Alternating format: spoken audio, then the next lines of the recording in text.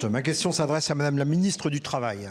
Madame la ministre, si les boulangeries et les fleuristes tenus uniquement par le gérant pourront ouvrir le 1er mai, il existe un flou juridique concernant ceux qui souhaiteraient faire travailler leurs salariés. En effet, le Code du travail précise que les établissements et services pour lesquels la continuité de l'activité était indispensable ne sont pas concernés par les obligations de ne pas travailler le 1er mai. Mais le texte ne donne pour exemple que les hôpitaux et les transports et ne fixe pas la liste exhaustive de ces services dits indispensables.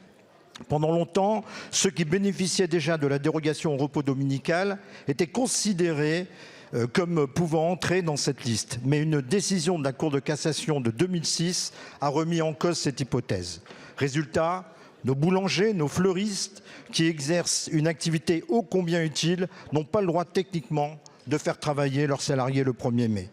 Pourtant, la vente du muguet représente la 2e ou 3e plus grosse journée de l'année en termes des ventes pour les fleuristes qui subissent de plus la concurrence déloyale de la vente à la sauvette.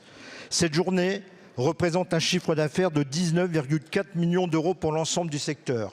Autrement dit, c'est 1,9 million d'euros de TVA collectés pour les recettes de l'État contre 0 quand la vente se fait en commerce illégal.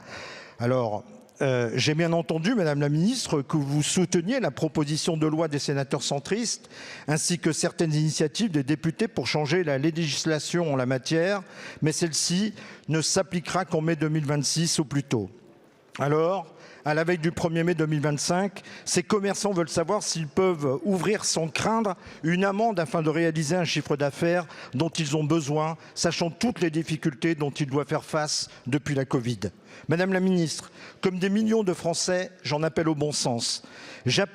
Nous appelons à un moratoire de verbalisation cette année pour ce type de commerce. C'est ce qu'attendent nos boulangers, nos fleuristes, pour ouvrir en toute quiétude. Je vous remercie.